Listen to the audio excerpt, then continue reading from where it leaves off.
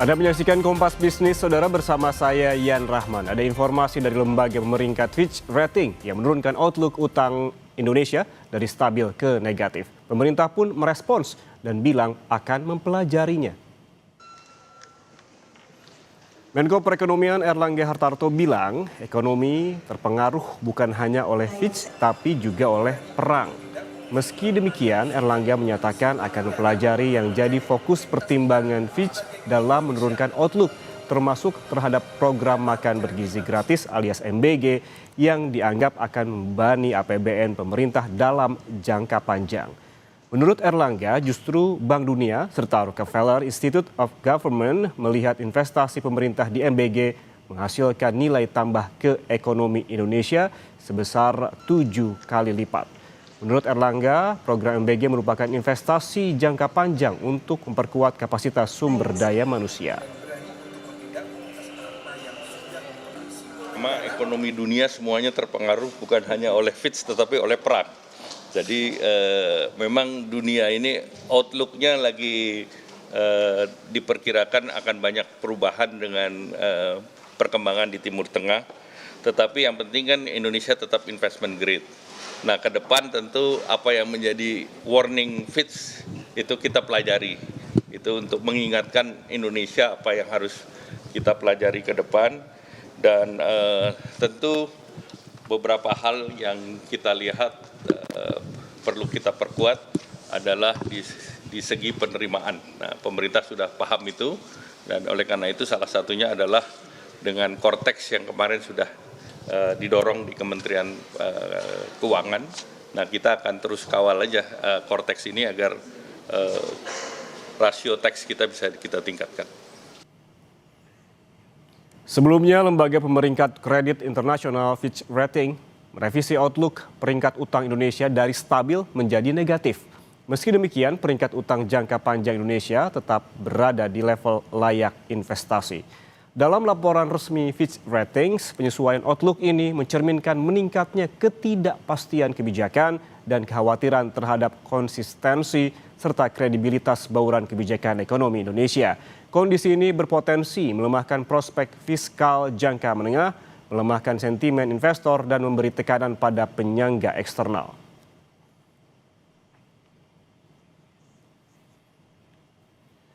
Sebelum Fitch, ada Moody's yang juga menurunkan outlook terhadap pasar utang Indonesia. Dalam rilis Moody's menyebutkan perubahan ini mencerminkan kebijakan yang makin sulit ditebak. Kekhawatiran terhadap tata kelola dan meningkatnya ketidakpastian yang bisa mempengaruhi kepercayaan investor. Sementara S&P yang kemungkinan ini akan memperbarui rating pada Juli nanti menilai terdapat potensi penurunan peringkat apabila defisit APBN melampaui ambang batas 3% terhadap PDB. Di sisi lain, Japan Credit Ratings Agency serta Rating and Investment Information masih menempatkan outlook RI di stabil, kemungkinan akan mengupdate peringkat pada akhir tahun ini.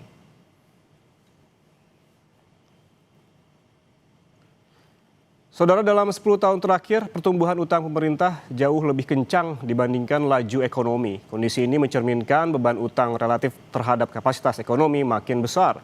Menurut data Direktorat Jenderal Pengelolaan Pembiayaan dan Risiko Kementerian Keuangan, utang pemerintah telah melonjak dari masa pandemi di tahun 2020 sebesar Rp6.079 triliun menjadi Rp9.637,9 triliun pada 2025. Utang saat pandemi ditempuh karena kejadian luar biasa, misinya penyelamatan nyawa manusia. Dari grafik ini, utang pemerintah naik sebesar Rp3.588 triliun atau 58,5% sejak pandemi.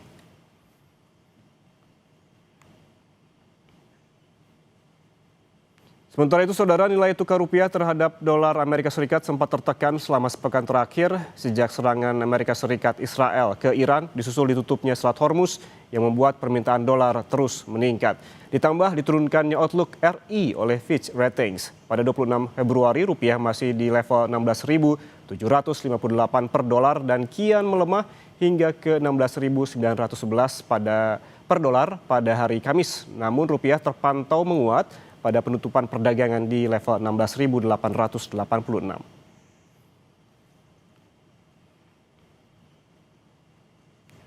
Sedangkan saudara IHSG juga menguat tipis 1,76% ke level 7.710 pada penutupan perdagangan hari Kamis dibanding sehari sebelumnya di 7.577.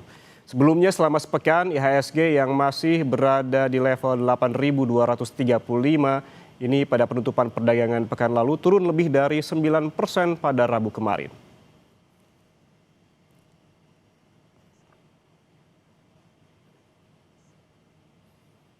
Fitch Ratings memproyeksikan rasio utang RI sebesar 41% terhadap PDB pada 2026. Bunga utang juga jadi beban. Apa ini sudah jadi alarm waspada? Usai jeda, Kompas Bisnis akan membahasnya lebih lengkap untuk Anda. Tetaplah bersama kami.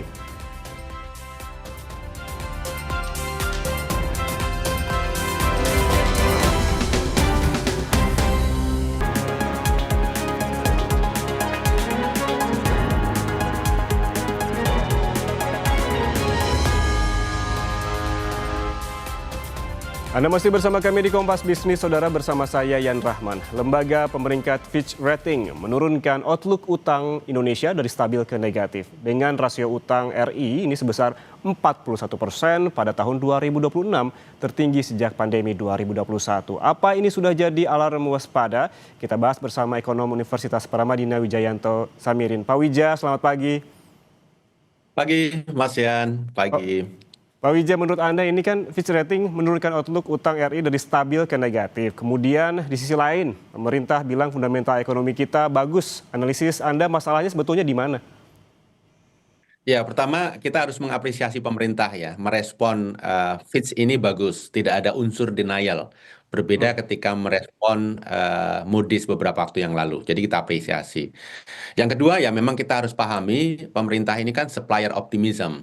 Pemerintah tidak boleh pesimis.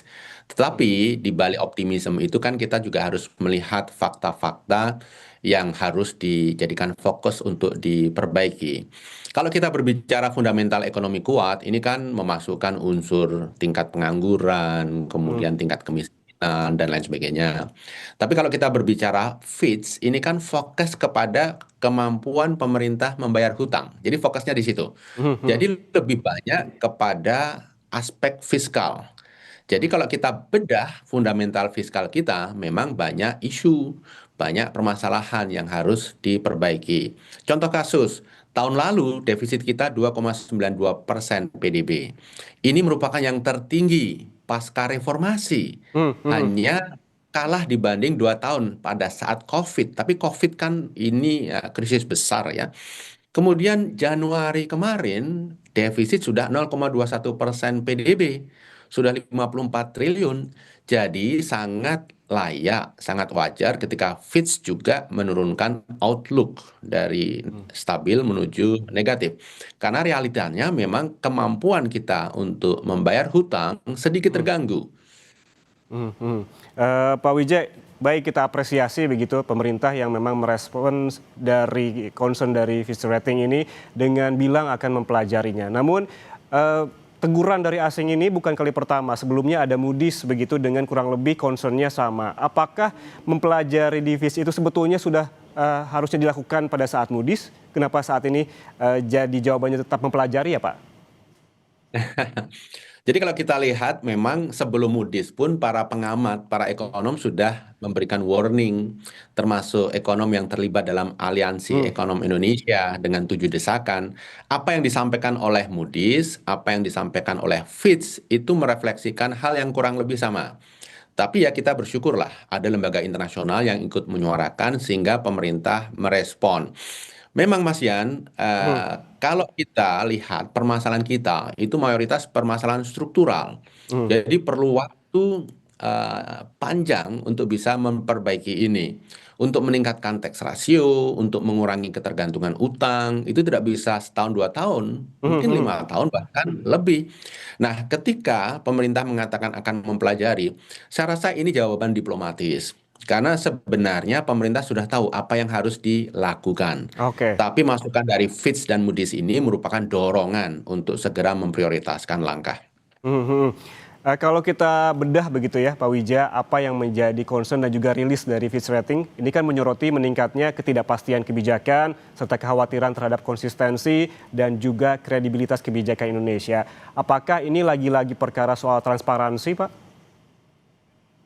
Transparansi satu hal, tapi yang lebih penting dari itu adalah policy making prosesnya. Hmm, Jadi bagaimana kebijakan itu dibuat. Ada kecenderungan pemerintah kita itu mengeluarkan kebijakan dengan instan, basisnya insting, tidak ada kalkulasinya, tidak ada basis datanya.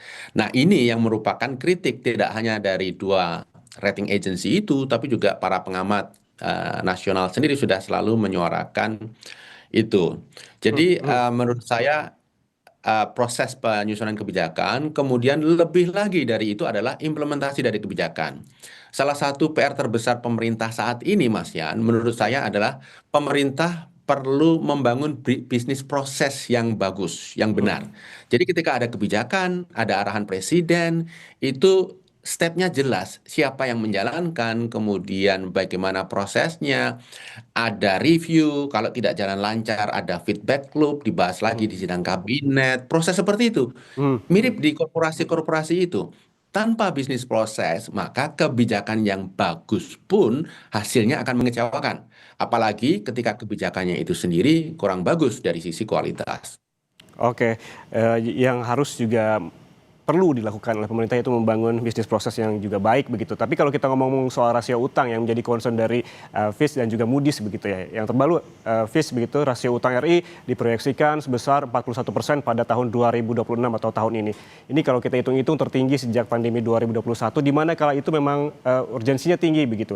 Apa ini sudah jadi alarm waspada Pak Wija? Iya, sekarang saja, tahun lalu saja, akhir tahun lalu sudah 4,08%. Jadi Mhm, kalau mhm. dibulatkan ke atas juga 40,8%. Kalau dibulatkan ke atas juga sudah 41%. Jadi angka Fitch ini menurut saya wajar. Bahkan hitungan saya itu akan 41, sekian persen, hampir 42%. Karena kalau kita melihat tren yang terjadi beberapa bulan ini, rasanya pemerintah akan lebih banyak menerbitkan surat hutang lagi untuk menutup kebutuhan biaya Hmm, spending hmm. pemerintah yang tidak kecil. Dan sebenarnya bukan masalah 41%-nya. Karena kalau kita berbicara 41%, undang-undang kan mengatakan ceilingnya 60%. Hmm, Bahkan Euro Convergence kriteria mhm. itu 60% juga. Jadi negara-negara di sana pakai 60%. Tapi bagi Indonesia yang lebih mengkhawatirkan bukan rasio hutangnya, Trennya Pak? tapi rasio antara pembayaran pokok dan bunga terhadap rasio penerimaan Oke. negara Hmm, yang biasa kita sebut debt service ratio. Ini udah 47%. Kalau hmm. pemerintah mengajukan kredit ke bank komersial saja itu sudah ditolak karena batasnya 30%. Dan kalau Oke, untuk negara itu dianggap aman kalau 25 hingga 30%. Lalu saya ingin menambahkan sedikit Mas Yan. oke. 20% penerimaan kita itu digunakan untuk membayar bunga saja. Itu sudah dua kali lipat spending yang digunakan pemerintah untuk membiayai capital expenditure untuk pembangunan. Jadi fiskal kita mempunyai daya dorong yang rendah terhadap pertumbuhan dan terhadap peningkatan daya saing ekonomi. Oke, fiskal kita memiliki daya dorong yang rendah terhadap pertumbuhan pembangunan begitu ya. Tapi juga di sisi lain, Pak Wija, Fitch memperkirakan pembayaran bunga utang pemerintah pada 2025 mencapai 17% dari total pendapatan pemerintah. Jadi salah satu yang tertinggi di antara negara-negara dengan kategori peringkat BBB. Dari pernyataan ini apa saja risikonya, Pak? Ya, hitungan para ekonom Indonesia itu justru sekarang sudah 20%. Tahun depan sebaik-baiknya itu 19%. Jadi bisa jadi di atas 20%, Hmm, tergantung penerimaan negara seperti apa. Resikonya akan semakin banyak penerimaan kita yang digunakan untuk membayar pokok dan bunga hutang.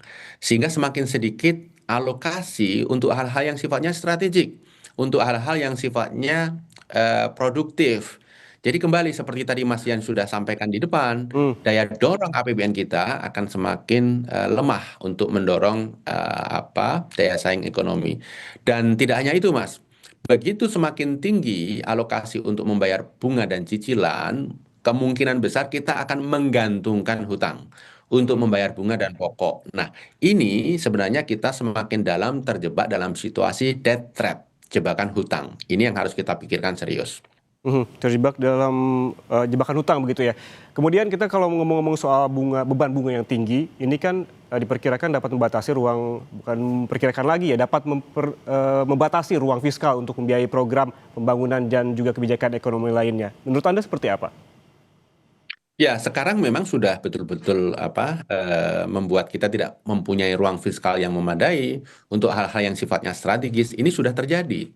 Dan kalau kita tidak rem ketergantungan kepada utang ini, maka rating akan makin turun, kepercayaan investor akan juga makin melemah, sehingga Mas Yan, kita perlu bunga lebih tinggi Oke. untuk memastikan surat hutang kita laku. Ini seperti vicious cycle, lingkaran setan. Sehingga ke depan kita semakin apalagi terbebani oleh beban membayar bunga yang lebih tinggi. Jadi memang vicious cycle ini harus direm dengan kesadaran penuh untuk menjalankan fiskal secara disiplin. Mhm, mhm.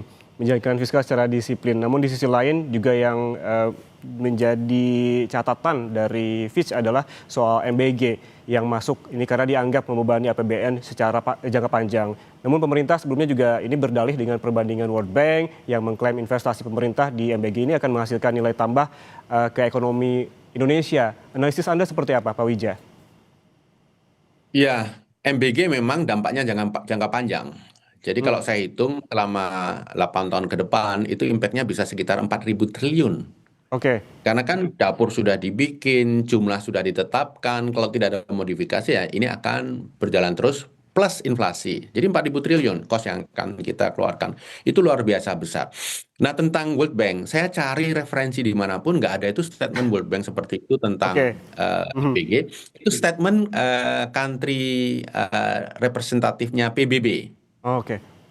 Mhm, Dan mhm. kemudian statement itu juga sebenarnya saya coba cari basis analisisnya kok tidak ketemu juga. Jadi setiap Rp1 pengeluaran akan ada penambahan nilai tambah Rp280.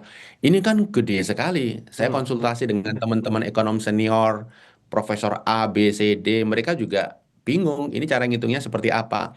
Jadi kembali, memang MBG diapresiasi oleh beberapa kalangan. Itu harus kita akui. World Bank pernah menyinggung, tadi PBB, tetapi begini, perhitungannya harus serius juga, jangan sampai kalau kita berbicara nilai tambah pasti ada di gelontor 335 triliun pasti ada nilai tambah bagi ekonomi. Tetapi dalam kondisi keuangan yang mepet, fiskal yang sangat sempit, Hmm. pilihan-pilihan alokasi anggaran kan terbatas. Apakah semua ditaruh MBG atau sebagian di MBG, sebagian di tempat yang lain? Menurut saya yang paling penting adalah mencari titik optimal. Kita jangan fokus kepada sesuatu yang maksimal, jangan menjadi maksimalis, tapi menjadi seseorang yang fokus kepada menemukan titik optimal. Karena ada begitu banyak kebutuhan, fiskal kita terbatas. Oke, jadi apa sih yang perlu dilakukan pemerintah terkait dengan MBG ini, kaitannya dengan meningkatkan kredibilitas fiskal kita? Saya rasa begini, yang disampaikan Pak Erlangga, kita harus mendongkrak penerimaan melalui Kortek dan lain-lain, itu betul. Tapi di sisi lain, ketika situasi ekonomi sulit, mendorong penerimaan itu juga sangat menantang. Yang paling realistis adalah mengurangi spending Mhm. dengan alokasi yang lebih tepat sasaran. Kalau saya diberi kesempatan untuk berbicara langsung kepada Pak Prabowo, saya akan sampaikan, Pak Prabowo, MBG bagus, tapi jangan 335 triliun dalam kondisi ekonomi sulit. Apakah mungkin separuhnya saja? Separuhnya dialokasikan untuk yang lain. Mhm. Karena begini, Mas Yan, Kementerian Kemendistik Menengah, Pendidikan Dasar dan Menengah, itu sudah menyampaikan meminta tambahan anggaran 180 triliun. Gara-gara anggarannya cukup banyak dipakai untuk MBG, sehingga Mhm. anggaran untuk Kementerian Pendidikan sendiri nggak cukup. Dia minta tambahan 180 triliun. Artinya kan ini bukan dari efisiensi, Mhm. tapi realokasi anggaran pendidikan. Jadi Mhm. pada saat MBG itu alokasinya besar, kemudian Kementerian Pendidikan sendiri butuh tambahan dana, saya pikir perlu middle way lah, jalan tengah begitu. Oke. Kita tunggu bagaimana langkah pemerintah menjawab teguran-teguran dari asing ini, dari Fitch Ratings, sebelumnya juga ada Moody's, dan juga kita masih menunggu S&P yang kemungkinan Juli akan merilis soal peringkat ataupun rating dari Outlook Indonesia ini. Terima kasih Ekonom Universitas Paramadina Wijayanto Samirin atas waktunya bersama kami di Kompas Bisnis. Sehat selalu.